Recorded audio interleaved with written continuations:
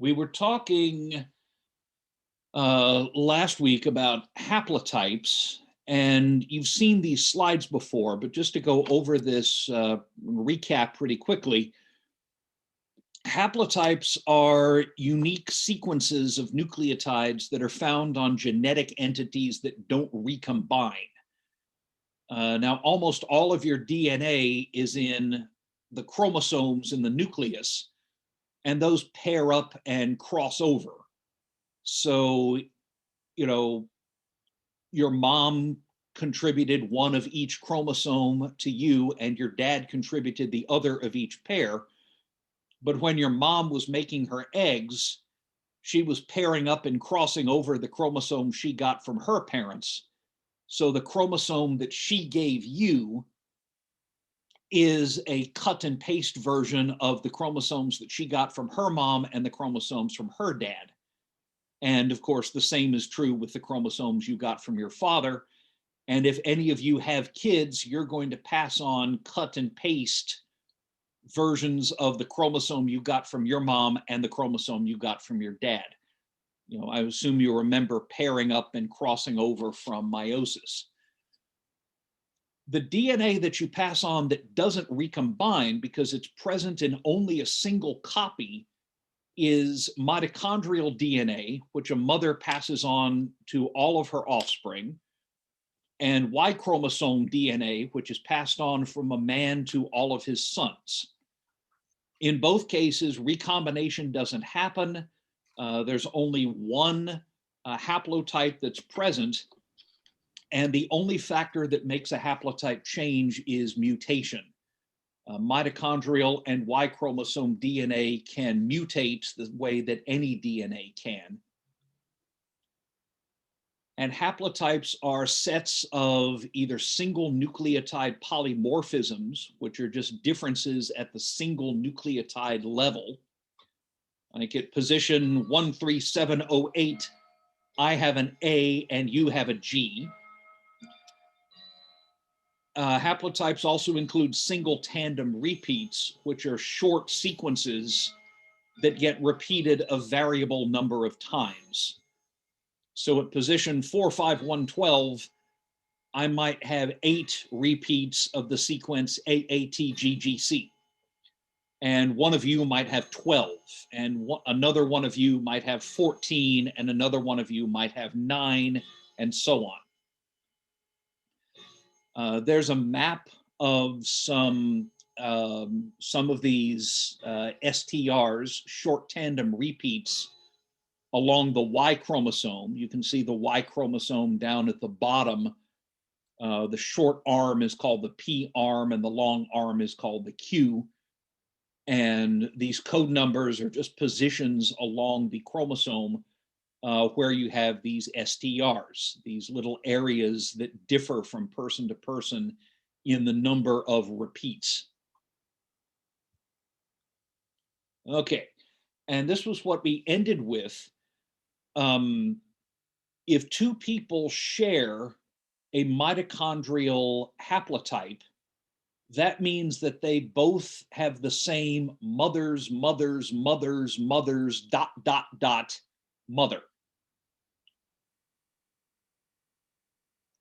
And this is what this looks like. If you plot this out globally, at least as of a few years ago, data keeps getting added to this, and I'm sure it looks a lot more colorful. But every one of these colors in the pie charts represents a group of people that, if you go back far enough, share a common mother. So you'll notice that about half the people of Europe share that light blue color.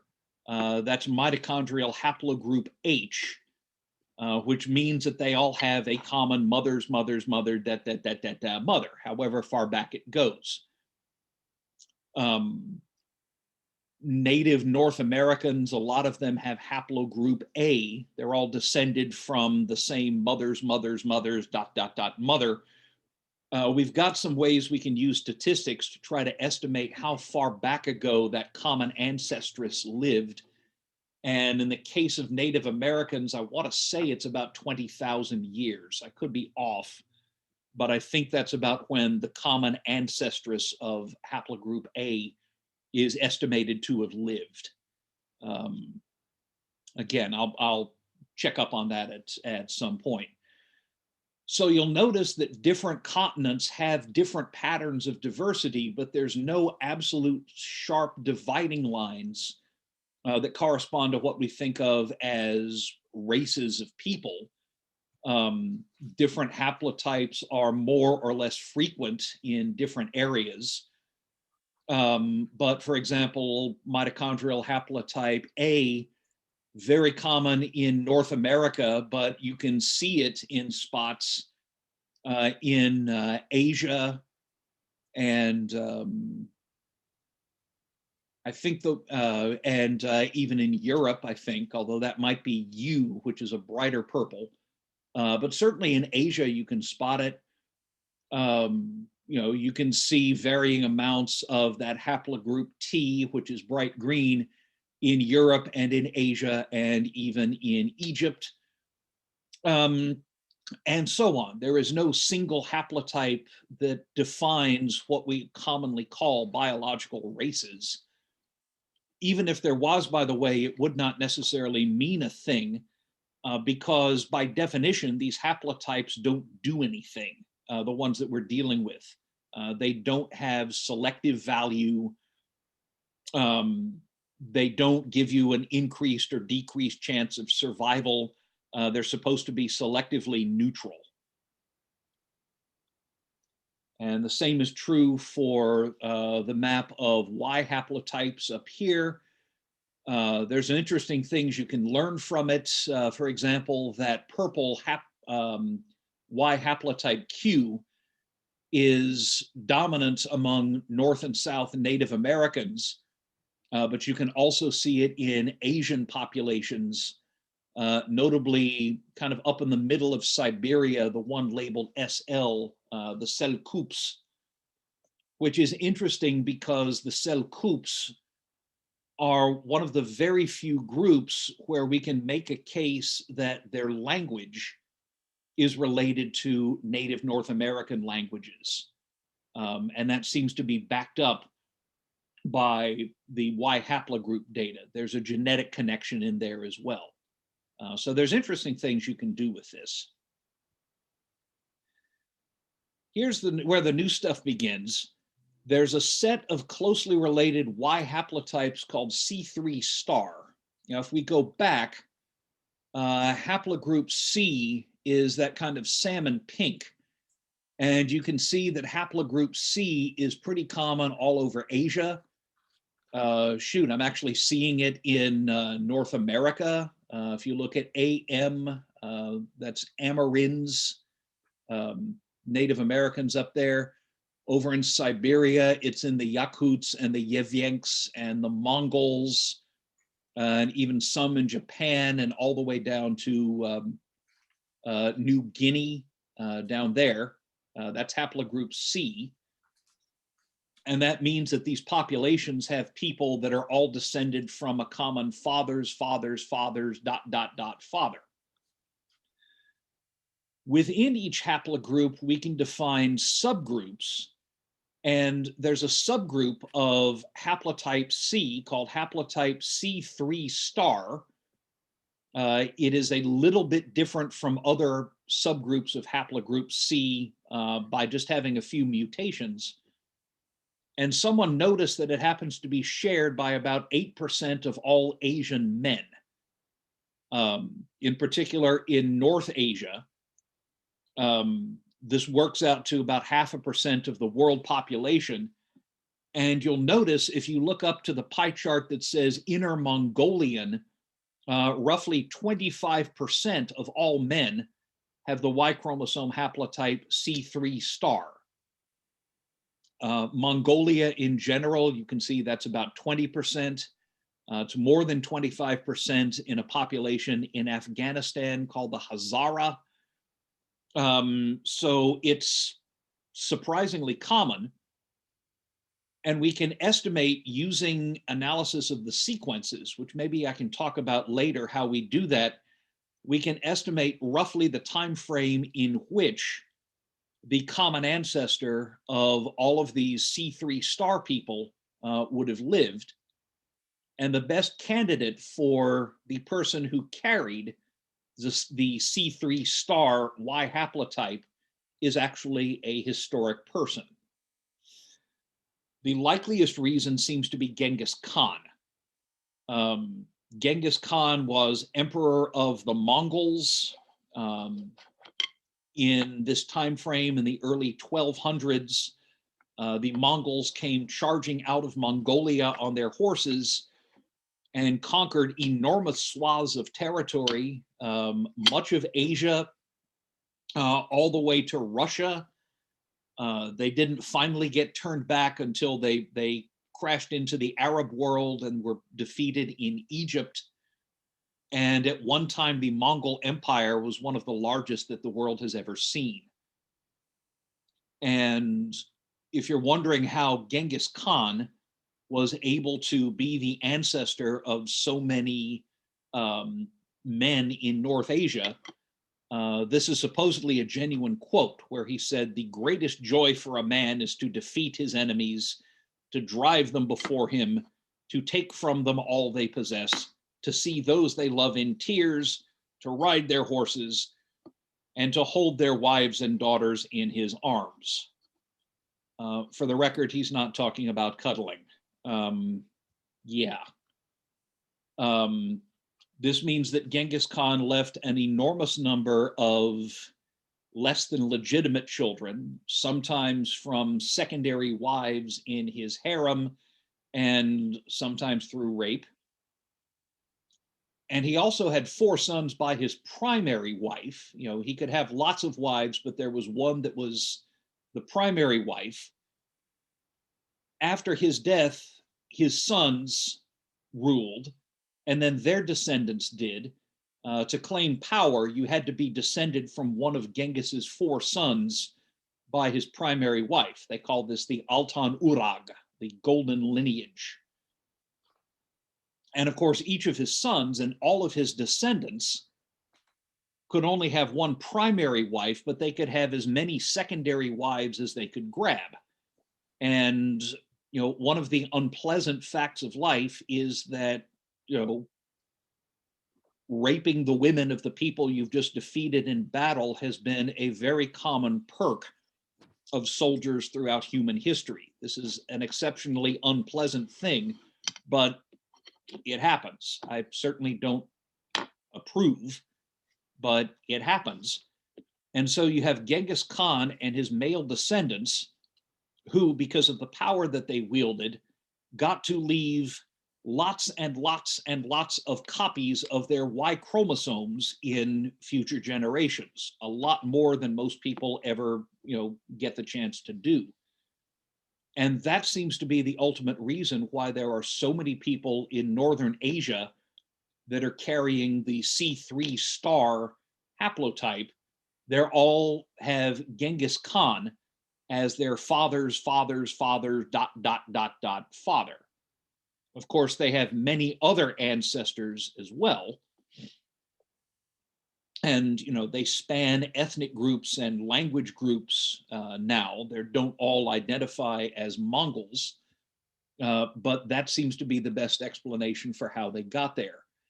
There's some other examples that have been found, in particular in Ireland. An awful lot of Irish men turn out to share a Y chromosome, which has been tentatively identified as belonging to a semi-legendary king in Irish history, King Niall of the 9 Hostages. So every so often you can get some really interesting insights into human history by looking at haplotypes. I don't know, if enough people are interested, I might pursue this in an upcoming lab or in an upcoming reading. Let me know. This is one of the things that you can get tested for if you send your cheek swabs off to 23andMe or somebody like that. They will test your mitochondrial, and if you've got a Y, your Y chromosome haplotypes. Some people find that quite interesting. So yeah, that's the expansion of the Mongol horde bursting out of Mongolia beginning in about 1207 and taking northern China and spreading across what's now Kazakhstan, going all the way to, what is that? That's Iraq, Iran, Georgia, across Russia, and by conquest and by polygamous marriage, that's how his Y chromosome got to where it did. Okay. With most genes, those exist in at least 2 copies, because unlike just within the premises. I'm sorry? David, it's too dark to look. Sorry, somebody said something? I think Faith's mic is on. Oh, okay. All right. Okay. Whoever that was, please mute your mic. Right. Unlike haplotypes, most of your genes exist in 2 copies. And as I trust you remember from learning about Mendelian genetics, dominant alleles mask recessive alleles. So this happens to be a purple pea flower, which I always use because this is kind of the archetypal evidence of Mendelian genetics. I'm assuming you've all learned about Mendel crossing purple peas with white peas and so on. And he found that the purple allele for flower color is dominant to the white allele, meaning that we can't tell by looking if this flower is homozygous dominant or if it's heterozygous. So you can't go around and count a bunch of pea flowers and tell just by looking how many of them are homozygous dominant and how many are heterozygous. Now, remember, when we look at population genetics mathematically, we start by calculating allele frequencies. So if we have, let's say we've got 100 pea plants, well, each one is diploid, right? Each one has 2 copies of each gene, except for mitochondria and so on, but we're not going to worry about those. So we know that if there are 100 pea plants, there are 2 copies of each gene, right? Because each pea plant has 2 of each chromosome and ergo 2 of each gene.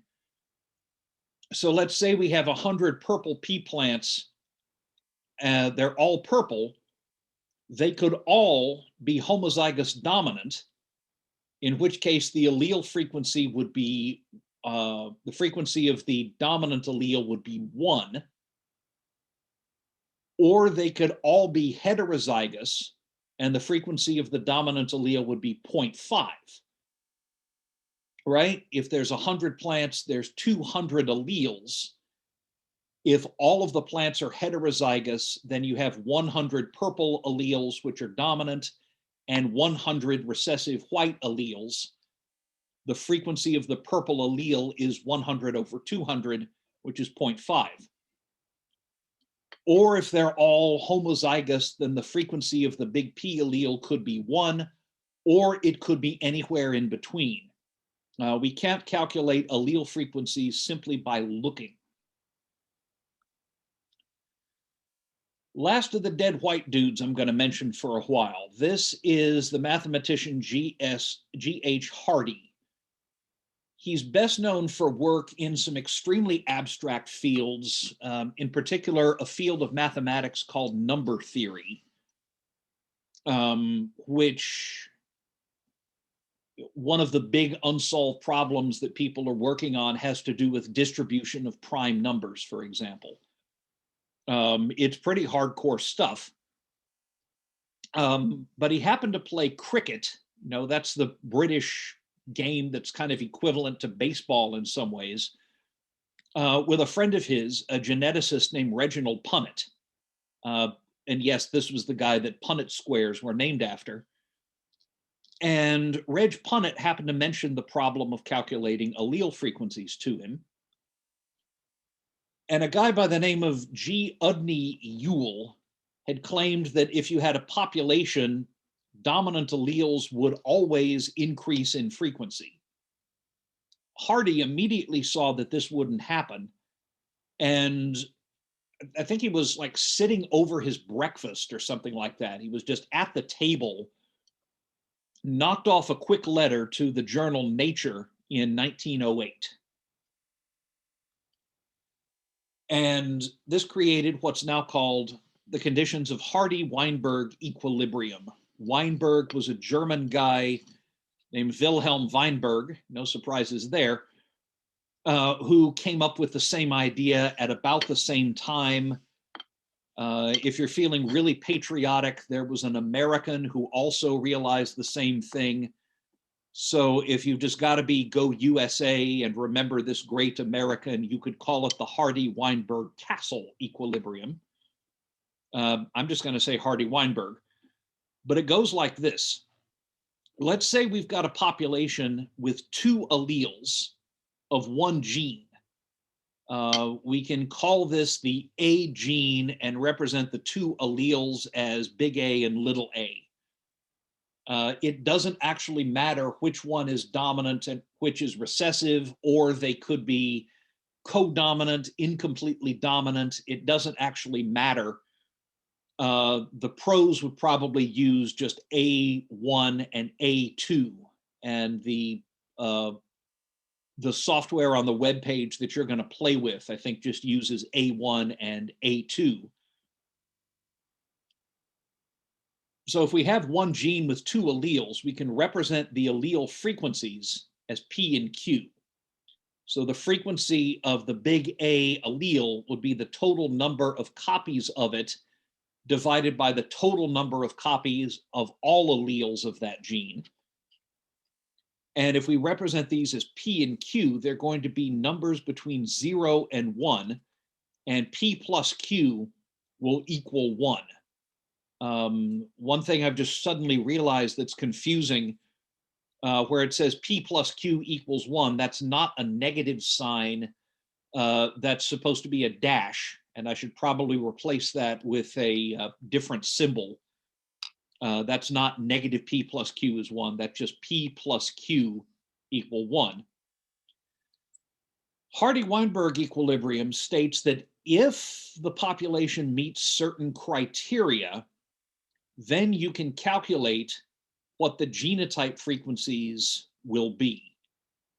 The genotype frequencies will be the homozygote big A, the frequency of that genotype will be the square of the allele frequency. It'll be P squared. The frequency of the heterozygote is going to be 2PQ, and the frequency of the other homozygote, which I've written little a, is going to be Q squared. And I'll demonstrate that when we go to the whiteboard. So if the population meets certain criteria, then if you know the allele frequencies, you can calculate what the genotype frequencies must be. And if you know the genotype frequencies, you can use that to calculate the allele frequencies.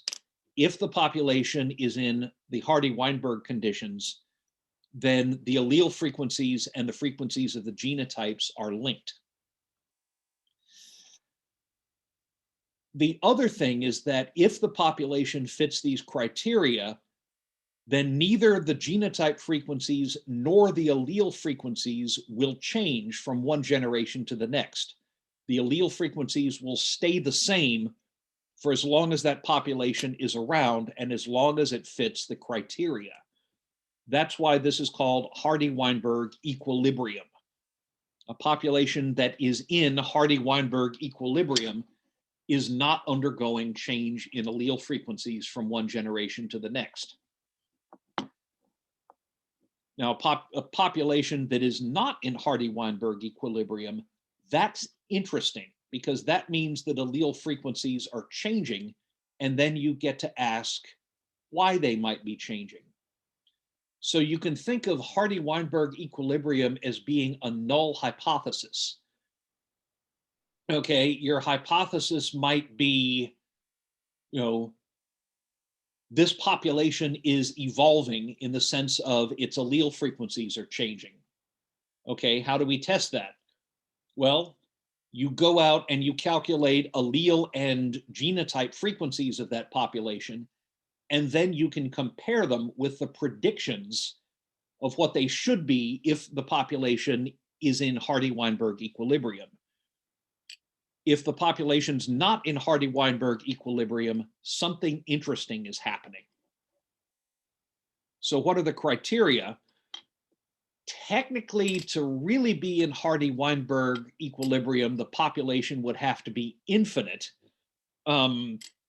No population is truly infinite, but large populations get close. We'll talk a little bit later as to exactly how we can quantify, just how large a population has to be close to being in Hardy-Weinberg equilibrium. But right now, we can just say the population's got to be large. There cannot be selection going on, by which I mean individuals with one genotype cannot be, on average, having more babies than individuals with another genotype. The genotype that you have has to make no difference to the odds that you're going to have babies. So no selection, no mutation, right? Alleles cannot suddenly change from one generation to the next because of mutation. There can't be migration in or out of the population. The population has to be closed. And the fifth example is random mating. Now, random mating sounds like a lot more fun than it actually is. I'm not talking about the kind of things that, swingers in the 1970s got up to at key parties or anything like that. Look that up later if you don't know. I'm not talking about what my RA in my freshman dorm promised we would get to enjoy if we just rushed Pi Kappa Alpha. No. What I mean by random mating, let me give you an example.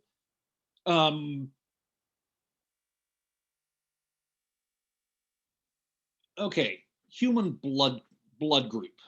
Okay, that's genetically determined by a limited number of alleles. Your ABO blood group is actually governed by 3 alleles, not 2, and we can expand the math that we're going to do to cover that. But we'll get to that in a bit. For right now, some of us have blood type A, some have blood type B, some AB, and some O. Random mating simply means that we don't choose mates based on blood group. I am assuming that none of you have ever said, "Oh, darling, I would really love to get freaky with you and have lots of babies, but I have to ask, are you B positive? Because I just cannot handle A negative people." I'm guessing nobody has ever said that, and almost certainly no one ever has said that. We generally don't choose mates on the basis of blood group. Or at least I've never heard of it. That means that mating is random with respect to blood group. It doesn't mean we're choosing our mates randomly. It just means that, people with different blood groups don't have different odds of success in mating. So random mating is one condition of Hardy-Weinberg. Another violation of that would be inbreeding. If you were mating with close relatives, those close relatives probably have many of the same alleles that you do, and that would cause your population to drift away from Hardy-Weinberg. We'll look at that later. But yeah, random mating just means that mates are not being chosen with any regard to what alleles that they're carrying. And there's several ways that could be violated in a population. So there's probably no population in the world that exactly fits these criteria, but there are some that can be very close and others that can be very far away. So if a population meets these criteria or gets as close to them as it practically can, then genotype and allele frequencies will be linked to each other, and neither one will change from one generation to the next. If one of these conditions is violated, then we are going to see change in allele and genotype frequencies. And that's where things get interesting, because now you can say, okay, this population is violating the conditions of Hardy-Weinberg equilibrium. Why is that? What is causing this change? Why is our population varying from our null hypothesis of what it should be doing? And then you've got something to investigate. Just to wind this up before we go to the whiteboard, Hardy was very proud of working on very pure mathematics that had no application in the real world at all. Number theory is fascinating stuff. You're probing, the deep structure of, the very system of numbers that we take for granted. But in his day, there was really nothing you could do with it. As he put it in his autobiography, I have never done anything useful. No discovery of mine has made or is likely to make, directly or indirectly, for good or ill, the least difference to the amenity of the world. Note the date on this, 1940. This is World War II. A lot of mathematicians were working for the war effort at the time. Certainly in this country, we had a lot of our best and brightest mathematicians and physicists working on developing new weapons. And of course, the famous one is, of course, the atomic bomb. Hardy was saying that, this was not the kind of thing that he did. The work that he did was so abstract that there was no way you could turn it into devices that would go boom and kill a lot of people that may or may not have had it coming. It turns out he was wrong. One of the ways in which he was wrong is that the number theory around prime numbers is actually used now to encrypt internet communications. You're able to send your credit card information to Amazon and have less than a 50-50 chance of getting it stolen by a bunch of hackers in Bulgaria, because that information is encrypted using some useful properties of really, really, really big prime numbers. And Hardy was one of the mathematicians that helped develop this very abstract theory that turns out to be very useful once you make big computers that talk to each other. The other thing that he did that is very practical and useful is the Hardy-Weinberg equilibrium, which he probably didn't even think counted, because remember, it was a piece of algebra that he knocked off, while eating his soft-boiled egg one morning in 1906. As mathematics goes, it's not complicated at all, but it has been applied not just in just plain old evolutionary biology, but to fields like animal breeding as well. And we're going to see how that works out. So let me see here. I'm going to go ahead to the whiteboard. All right, I'm assuming everybody can see that. So I'm going to clear all of this and make it a little bigger. And I want to show you why Hardy-Weinberg equilibrium works. So let's see. Here we have the bottom of the ocean. Okay, up here we have the top of the ocean. There, those are waves. All right, here's a little sailboat. All right, we'll put a little sailor in the boat. There's a little sailor hat. Okay, there. So that tells you that's the top of the ocean. There's the bottom of the ocean. Here's a very annoying cat. And on the bottom of the ocean, I'm going to put some oysters.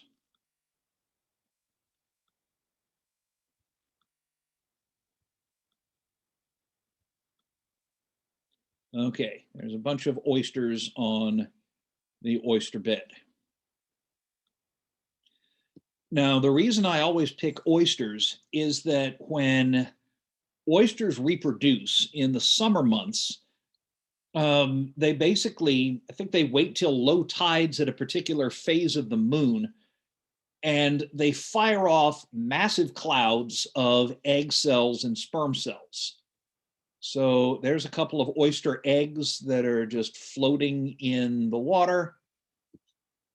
And here we'll put some oyster sperm that are swimming around. And each oyster can produce, tens of millions of both. So I'm certainly not drawing a realistic depiction of all of them. But there, the ocean is basically oyster, egg, and sperm soup. Okay, you with me there? Let's say our oyster friends have some gene, doesn't matter what it is, but let's say that that gene has two alleles, and I'll call them big A and little a. So each egg and each sperm is carrying one or the other, but not both of these alleles. So let's say this egg is carrying big A, and this egg is carrying big A, and that egg's carrying little a, and this egg is carrying little a, and this sperm has a little a, and this sperm has a little a, and this one has a big A, and this one has a little a, and this one has a big A, and this one has a little a, and so on. Okay, so there we've got oyster, egg, and sperm swimming around in the ocean, pairing up, and they're pairing up randomly. The currents are just churning them up so much that they're pairing up at random, as if they're being drawn out of a hat. Okay, you with me there? All right. Now we have some kind of, okay, each one of these gametes has one or the other allele. So some fraction of the gametes has the big A allele, and I'm just going to abbreviate that as frequency of big A is some number between 0 and 1, and we'll call it P. Okay. Now you could actually count up the number of big A's and little A's that I've just drawn, and you get, P is equal to 0.4 because I drew 10 gametes and 4 of them have big A's. But you don't need to do that here. It doesn't matter right now what the frequency of big A is, it's just some number. And the frequency of sorry, I'm trying to type this with a cat who's decided she wants to bite my fingers. Little a, ow. We can represent by the letter Q. Okay, with me there. And a property of this is that if you add P and Q, they have to add up to 1. Okay, so if you were to count the big A's and little a's that I just drew in red, the frequency of the big A allele would be 4 out of 10, or 0.4. The frequency of the little a allele would be 0.6, right? 6 out of 10. And the sum of the two, of course, would be 1. Okay, but when we're doing this math, it doesn't matter what P and Q are, only that they are numbers between 0 and 1. And their sum has to equal 1. Okay, what am I doing with this? P and Q are frequencies, but you can treat them as probabilities.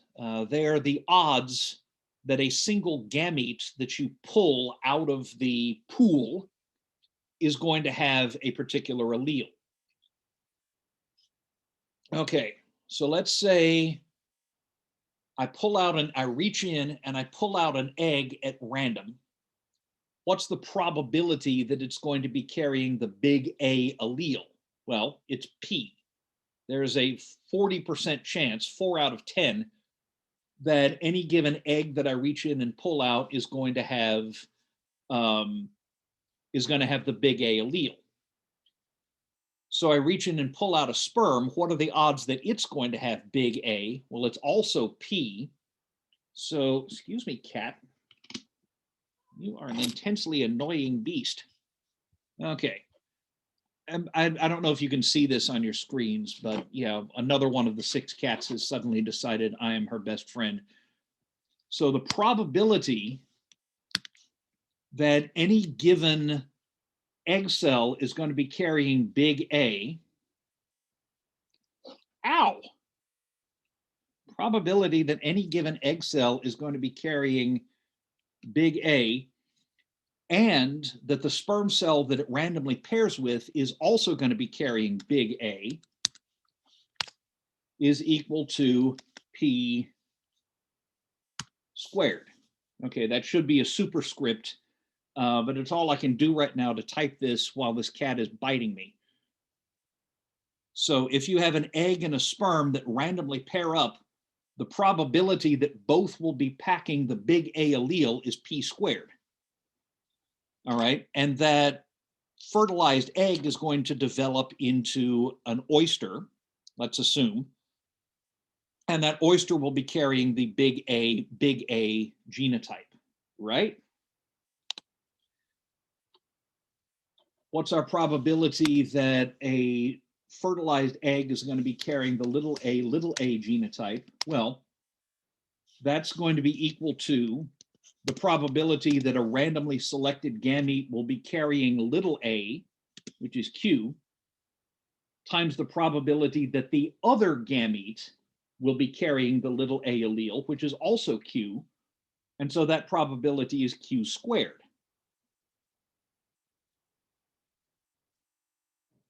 Okay. So what about getting a probability that a fertilized zygote is going to be heterozygous? Well, there's 2 ways that can happen. One way you can get a heterozygote is if you randomly pull out an egg and it is carrying big A, and the probability of that is P. And you pull out a sperm at random and it's carrying a little a allele, and the probability of that happening is Q. Right? That's one way you could randomly pull gametes out of this pool and get them to pair up and get heterozygous offspring in the next generation. So the probability of that is you could either get a big A egg and a little a sperm, and the probability of a big A egg pairing with a little a sperm is PQ. But you could also have a little a egg, the probability of that is Q, pairing up with a big A sperm, and the probability of getting one of those is P. And the total probability, therefore, is 2PQ. Okay, that is the conditions of Hardy-Weinberg equilibrium. If there are lots and lots of gametes and they pair up randomly, then those equations that I've just drawn give you the, sorry, she's trying to stick her tail in my mouth now. Hey, sweetie, are you busy? Mandy? Okay, she's busy on something. Hey, here, you get off. Sorry about that. I'm trying to lecture on this while distracted. If she sticks around, I'll show her to you as soon as we're done in here. Where the heck was I? Okay. If the population's really large and the gametes are all released at once and they pair up at random, then you can use the frequency of big A and little a alleles in the gametes to predict the frequency of genotypes in the generation that those gametes grow up into. And this is the way you do it. And this tells you the frequency of each homozygote is going to be equal to the square of the frequency of the corresponding allele. So if the frequency of the big A allele is P, the frequency of the big A homozygote is P squared. The frequency of little a alleles is Q. The frequency of little a genotype will be Q squared. And the frequency of the heterozygote is going to be 2PQ. So that's the way I can demonstrate this using oysters. Tell you what, let me pull up something new to share. Okay, here it is. All right, can everybody see that? Let me make that bigger.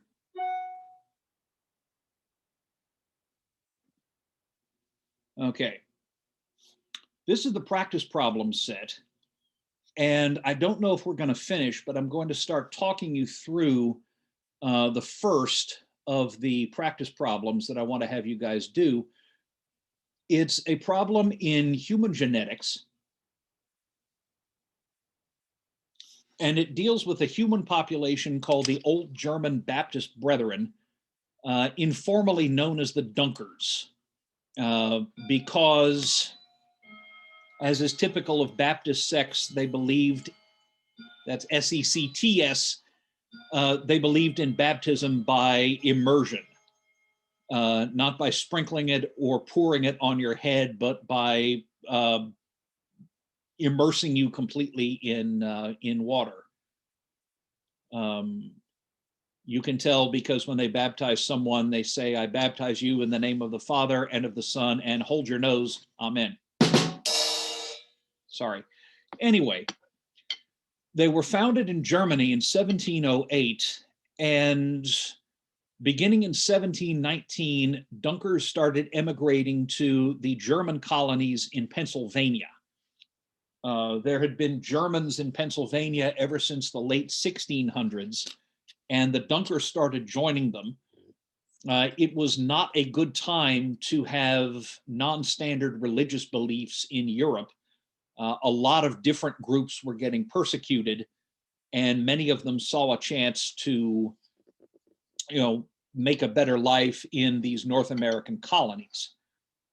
So there were a lot of German religious groups that headed for Pennsylvania at this time. You've probably heard of the Amish and maybe the Mennonites, but there were Dunkers, there were Schwenkfelders, there were, I don't even remember all of them.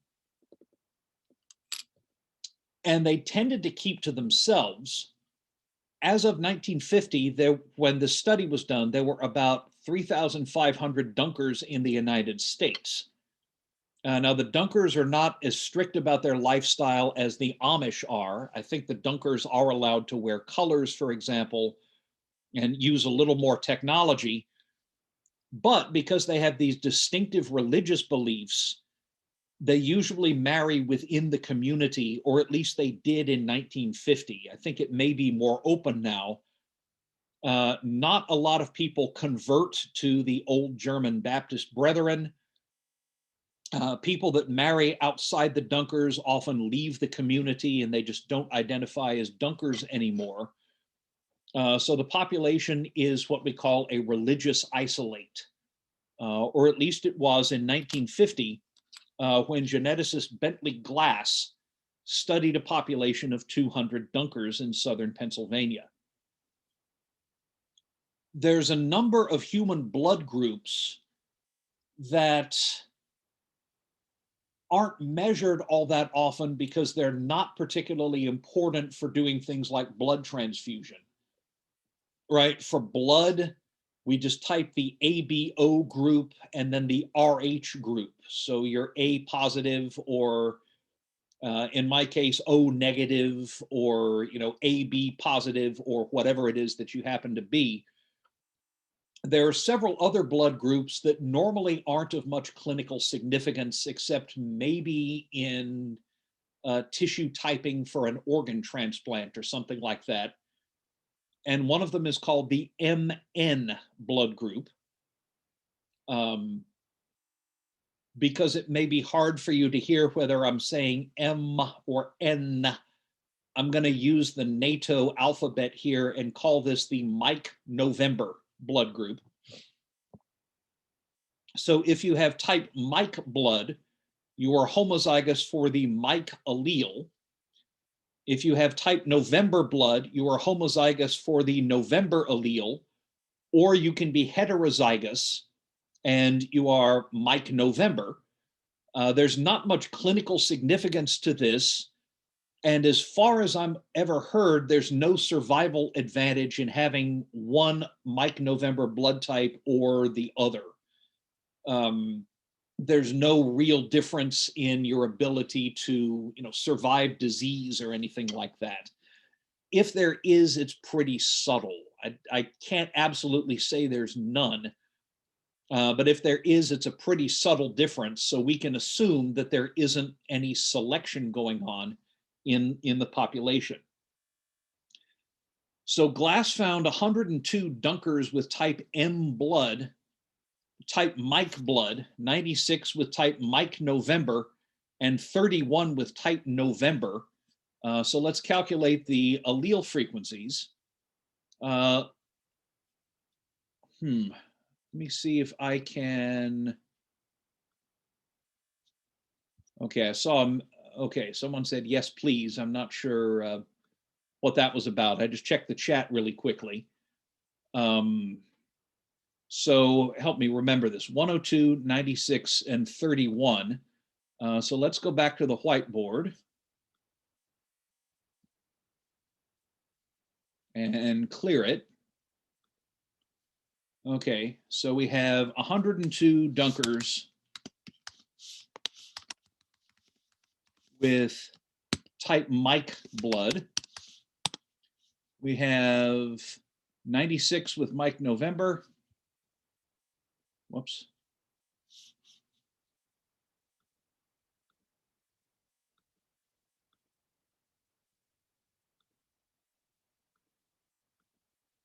'96 with Mike November blood, and 31 with type November blood.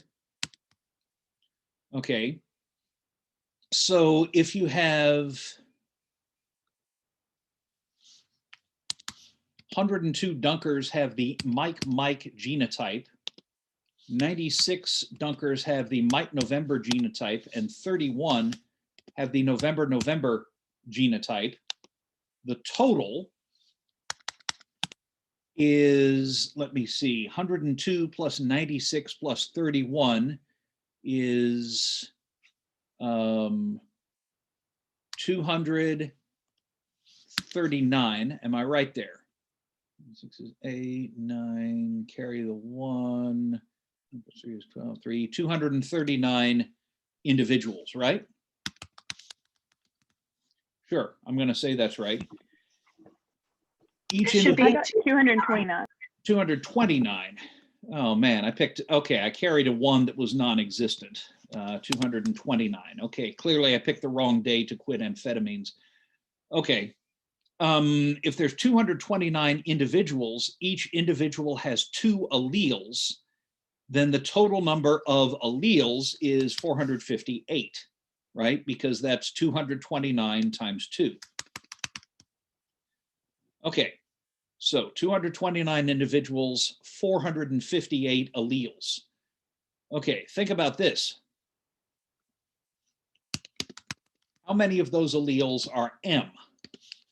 Well, there's 102 dunkers that have genotype Mike. So there's 102 dunkers with 2 copies of the Mike allele. There are also 96 dunkers with 1 copy of the Mike allele. And so 102 times 2 is 204, plus 96 times 1, that equals 300. So of all of the alleles in the population, 300 of them are Mike alleles.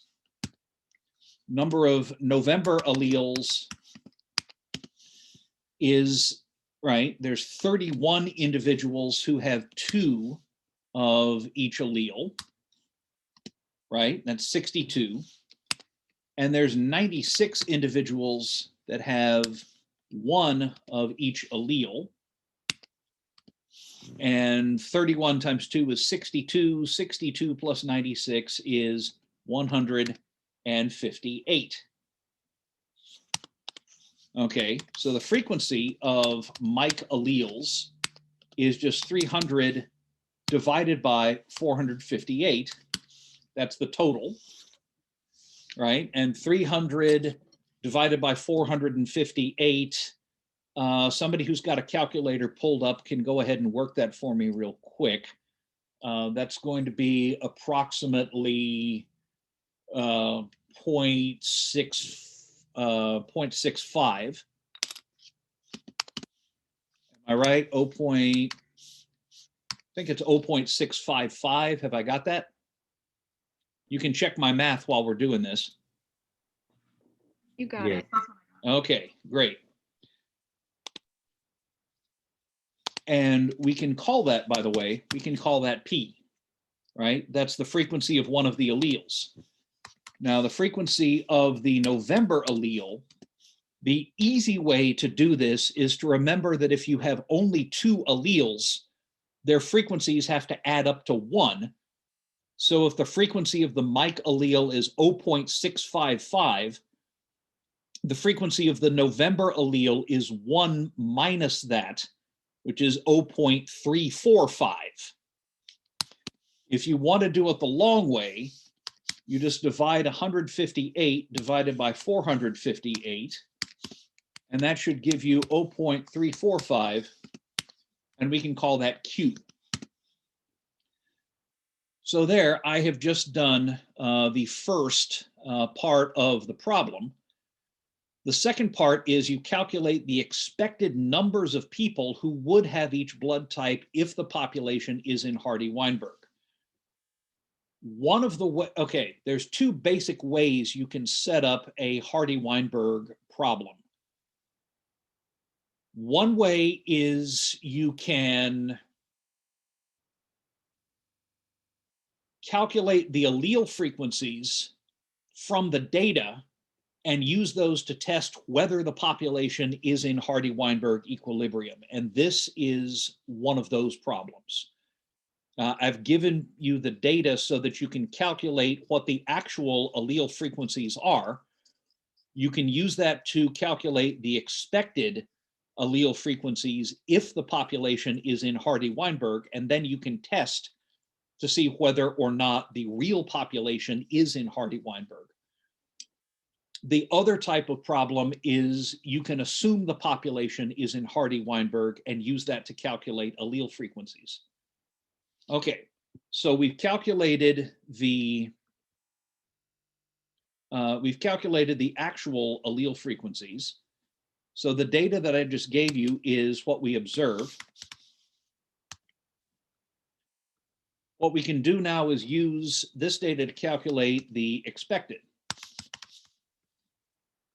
Okay, if the population is in Hardy-Weinberg, the frequency of the Mike genotype should be p². which is 0.655 squared, which is going to be like 0.4 something. It's going to be about like 0.41. I guess I should take my own advice and have a calculator at hand. Anybody got that real? Oh, okay. You're putting it in the chat, and I didn't have the chat window up. Okay. Yeah. So that frequency is going to be 0.44.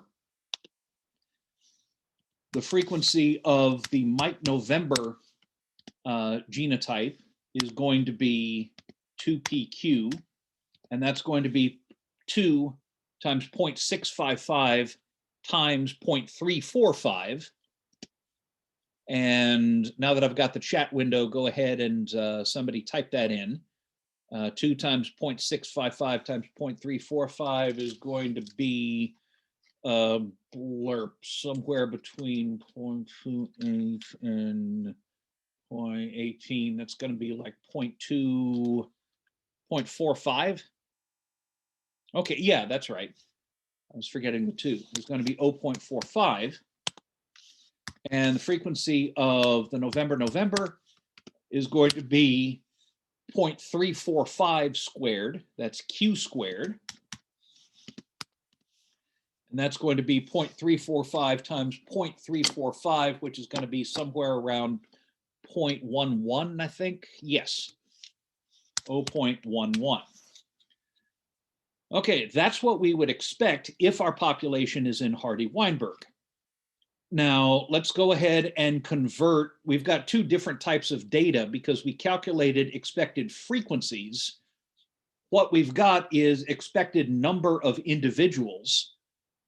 So to get the expected number of individuals, we can multiply each of these by 229, right? That's the number of people.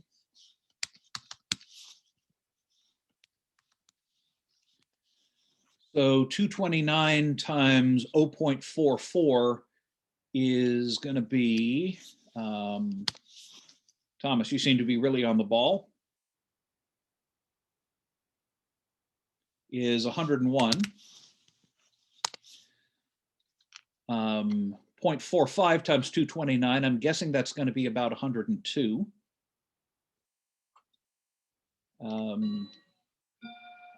Okay, 103, I was close. Hang on, is there a way I can change that margin? There we go. And then the expected number of people that have the November allele is going to be 229 times 0.11, which is going to be, okay, 25. So there we go. We've got our observed over on the left. That's our observed number of people with 3 different genotypes. On the right, we've got our expected number of people. It's pretty close.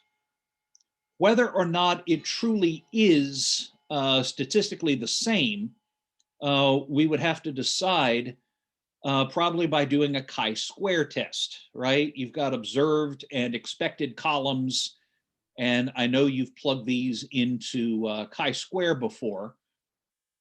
So we could do that statistical test to see if the population was in Hardy-Weinberg or not. I usually don't make students actually do that, but this is how you would set up a problem like this. You calculate allele frequencies, use that to calculate expected genotype frequencies, and then see if your expected matches the observed. If it does, then your population is in Hardy-Weinberg equilibrium, which means it's large, there's no migration, no selection, no mutation, mating is random. If it's not, that means something interesting is going on. At least one of those Hardy-Weinberg conditions is being violated, and you can start trying to figure out which one might be violated. In the case of the Dunkers, it could be that there is some migration in and out of the community. It could be the community is too small. It could be that some of these people have the genotypes that they do because of past mutations. It could be that mating is non-random, which you might get if there's been inbreeding, for example. That violates the random mating condition. And it does sometimes happen in isolated human populations, as you know, because this is Arkansas. Sorry, just kidding. Joke, really. Or it could be that there's selection going on. Maybe people that have one genotype have a slight advantage over others in their probability of surviving and reproducing. Maybe having type Mike blood gives you a slightly better chance at surviving smallpox or something like that. I don't know, but these are all hypotheses we can go on and test. And by the power vested in me by the state of Arkansas, I will stop it there.